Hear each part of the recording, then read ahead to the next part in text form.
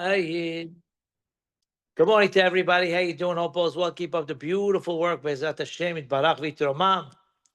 Today is Monday, Parashat Acharei Mot Kedoshim. It might seem gloomy outside, but we have each other. That brings sunshine to our lives, Be'ezrat Hashem. And Hashem is smiling at all the unity and the love that we have on this chat, in our congregation, in the community, in Am Yisrael. And may Mashiach come very, very soon. And we really, really could use it for the hostages, for the soldiers, for the whole Am Yisrael, and everything will be Bezrat Hashem perfect. And Bayom Hahu Hashem Echad Ushmo Echad.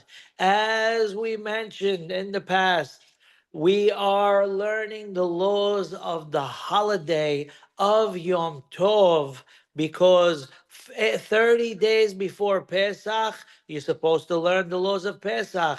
Before Sukkot, you learn the laws of Sukkot. Before Rosh Hashanah, before Kippur, before Purim, all of the above, you have to learn the holidays. Shavuot doesn't have that many holidays. You have to eat at calzones, you have to stay up all night, and because there's not so many laws, so the custom is to learn the laws of Yom Tov, of the holiday. Now, even though it could be some people south of the border have a holiday today, but that's not the holidays that we are referring to. We know that on Shabbat, there are 39 melachot that we are not allowed to do on Shabbat. And every melacha has a bunch of branches. We call it avod melachot, toldot melachot, etc. Yom Tov, believe it or not, also has these melachot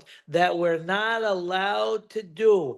However, why are we doing all the things that we do? We light a fire from an existing fire. We could take a match, stick it into a 24-hour candle, and light your barbecue. You're allowed to even tell a goy to open an oven or a stove or a barbecue on the holiday, and when the holiday doesn't fall out on Shabbat.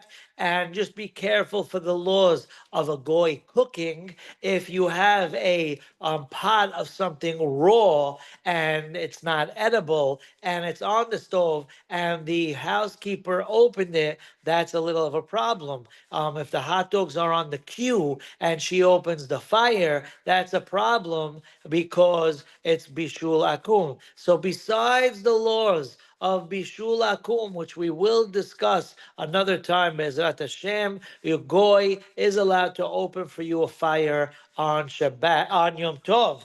Never, ever, ever on Shabbat. On Shabbat, a goy can't even plug in a hot plate for you. For the people who don't like their hot plates overnight, so they have timers. But if someone doesn't even want it on the timer, so this is where you got to pay attention. You can't let a goy plug in the hot plate. However, you're allowed to tell a goy to plug in the hot plate with a timer on the end of the plug. And if they're plugging it in at 8 and it's going to go on at 9, there is what to rely on if they do that for those who do have a housekeeper or and don't want their item plugged in overnight. May Hashem protect our entire community. So why on Shabbat they're not allowed to open any fire? In the old days, when light bulbs were real fire, before LED, before batichi, before this, before that, the goy cannot open a light for you. They could shut a light for you, but they can't open it. But on the holiday, we let them do it. Believe it or not, according to the Torah, you're allowed to create fire on the holiday. But the rabbis came along and said no creating fire on the holiday, and therefore we cannot start a fire without a spark. We can't start a fire initially. Now, there are those that say, and there are even one or two rabbis that you might know that say you're allowed to light a match on the holiday. What are you talking about, Willis? What does that mean? If we said no creating fire, then why are you allowed to light a match? Believe it or not, some people look at sulfur like an element, a mineral, which is considered fire, and therefore it's like it's an existing fire. And some people allow lighting a match. Ask your local rabbi for specifics. But Chacham Ovadia, Alav Shalom, Rabino Grande, may his zechut be a blessing for us. He did not allow lighting matches. That's creating a fire on the holiday. So according to the Torah, you are allowed to. The Chachamim came along and they said no creating a fire, but yes, fire from an existing fire. So since according to the Torah, you're allowed to, just with the Chachamim said no, you're allowed to tell a goy to open the fire for you on the holiday because it's one derabanan, and telling the goy is another derabanan, and you need it for the holiday. So what's what we call shevut dishvut bimkom tzorech. That's why it's allowed. Always ask a local rabbi before we start making our own decisions, and do not ask Chat GPT, even though sometimes we get good answers. The other day, someone showed it to me. I was pretty amazed. He said, "What does Chacham Ovadia say making Birkat Lebana while you're on a Ferris wheel upside down?" All kinds of questions, and it could give you any kind of answer.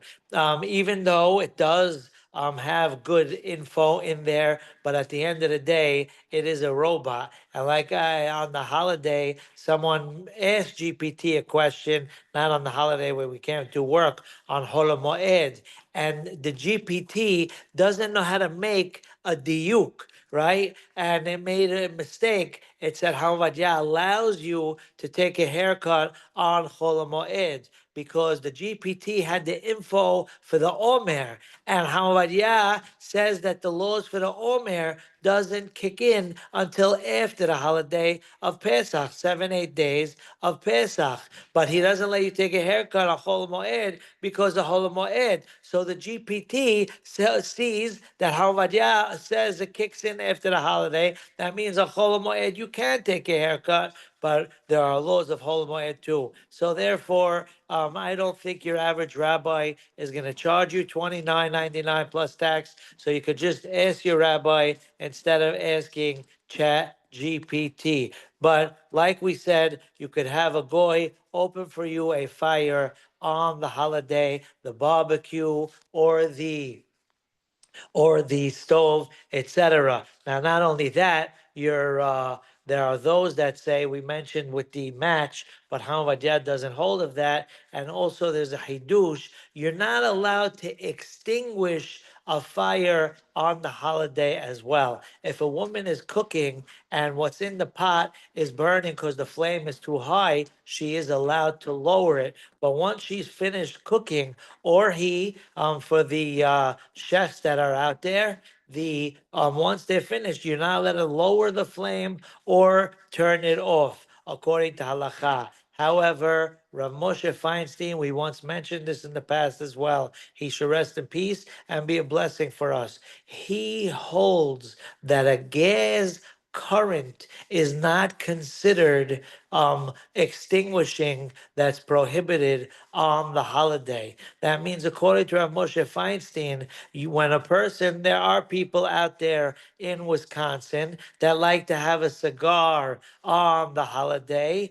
And how do they light it? You can't light the fire from scratch, and you can't use a torch lighter. You could use the good old fashioned Bic lighters that you just press down the black button, and now the gas is flowing out. No sniffing allowed. And then you put it next to an existing flame and it catches fire. Then you bring it outside, because if you light up in the house, then you lit the cigar in the house. You're sleeping outside of the house that night. And you take the flame out carefully, and then you light your cigar. For people in Wisconsin, I don't think anyone in the tri-state area has cigars. And everything, of course, we say have everything in moderation. and also drink, and whatever it is you do it responsibly. But we're just saying about opening up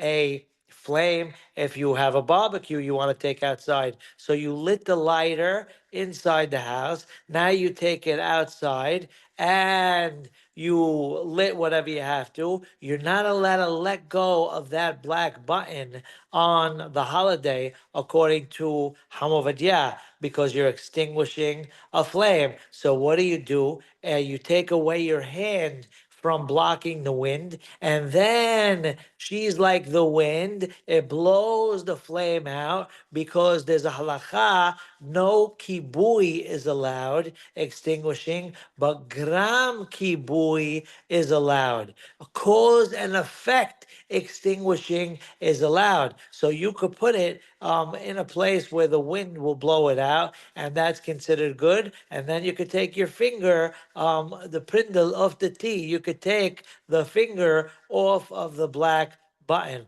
But according to Rav Moshe Feinstein, you're allowed to let go of the button, because he holds gas is not a problem of extinguishing on the holiday, or in a stove or a barbecue, because he says it's only particles that are coming out. So it's not one steady flow of gas where it's like you're cutting off the flame from catching on to the with the connection. But it's, since it's particles, it's a new thing each time, and then when you extinguish, it's not a problem. When I was a kid, there were old timers that when they were a kid, that they saw the old timers.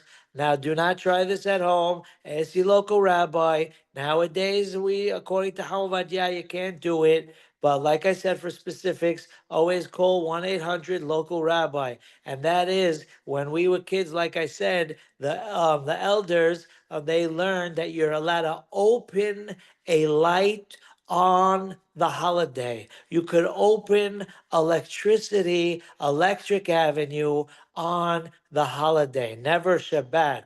But they held you're not allowed to close the light on the holiday. Why did they hold you're allowed to open the light on the holiday? And some people, the older generation, which are really the younger, because they're young spring chickens, Baruch Hashem, but they say, I remember this Chacham doing it and that Chacham doing it. So don't tell me I can't do it. So as time went on, we were able to analyze the logistics and how the mechanics of how these things work. They opened up lights in the old days on the holiday, because they hold it was like extending a fire from an existing fire. The electricity in the wires, God should protect us all, are considered fire. So when you bring it to the light bulb, it's like lighting a fire from another fire.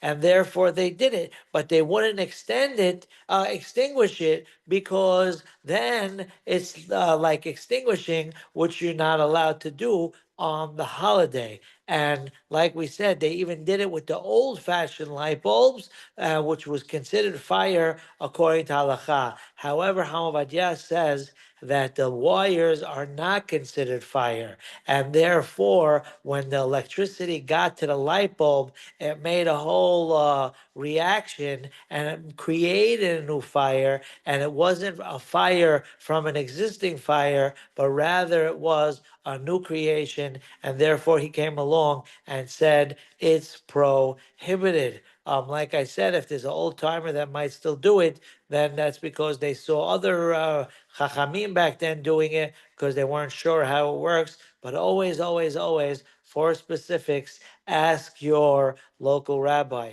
So now, like we said, but most definitely everyone agrees that you could tell a goy to turn off all the stoves, the oven, the barbecue, and all of the above, because number one, safety, but also halachically, there's no problem with it, even if there wouldn't be a problem of safety. Because many things are allowed on the holiday, people were belittling holidays. They said, oh, this is allowed, that's allowed. This is allowed, that's allowed. Go into the car, go to work, do this, do that. So therefore, the rabbis had to make certain halachot on the holidays, believe it or not, even stricter than Shabbat. And one of those items are the mukseh concept on holiday is stricter than it is on Shabbat. Certain foods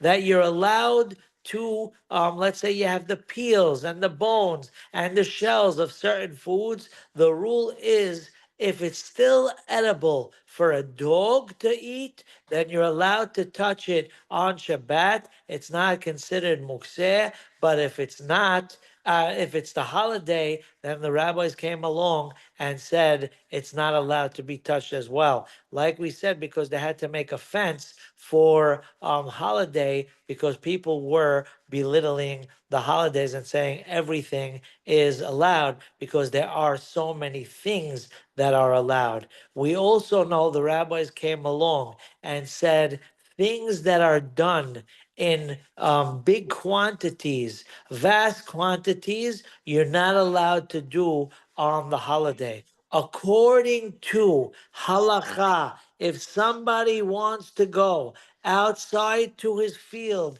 that has wheat and he wants to harvest some wheat and take the kernels and grind them and add water and knead it and turn it into holly on the holiday, according to the Torah, you are allowed to do that. However, the Chachamim prohibited that as well. How come? Because if a guy goes outside and he starts to harvest his field, cutting some wheat for that loaf of bread, he says, you know what? While I'm here, I'll do a little more.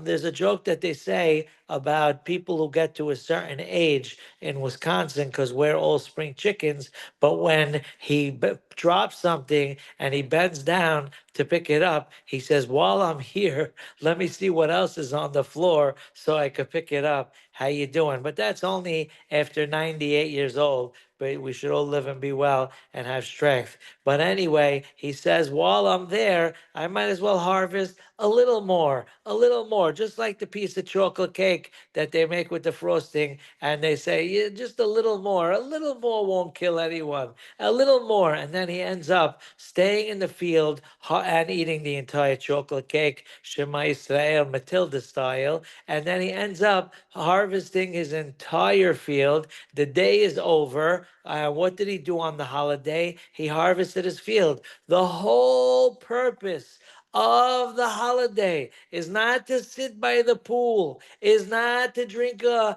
margarita with the tangine for the holiday, whatever it might be today. The reason Hashem gave holidays is for us to recharge our spiritual batteries, is for us to learn Torah. And yes, Hashem wants us to enjoy Chatzio Hashem, Chatzio Lachem, half, half. But some people decide they're going to take the entire cake and eat it too, pun intended, and they forget the Hatzio Lashem. So yes, we have to make sure to keep that in mind as well. So the rabbis came along and said anything done in major quantities, we do not do on the holiday. So where can you start from when it comes to the 39 milachot on the holiday? Well, we know you can't plant on the holiday. You can't plow. You can't harvest.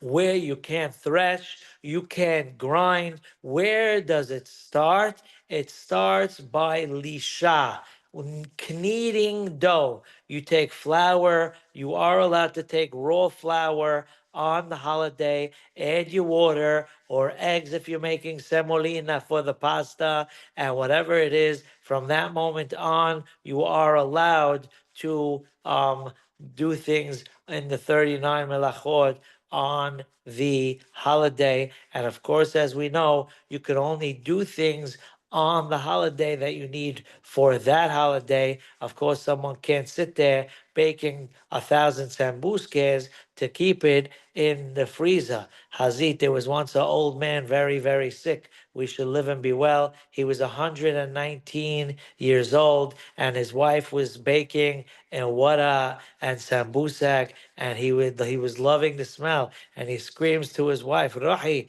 please, all I want is one. All I want is one. And she told him, absolutely not. It's for your arayat, and you're not allowed to have them. Shema Yisrael. He was 119, so she was preparing. Everyone should live and be well and have good things. We'll stop here for today. I hope everyone has the greatest day ever. Bezat Hashem. Be safe, healthy, and everything good. Keep up the great work and all the best. Bsorot Tobot, Yeshavot V'Nahamot. Take care. Bye.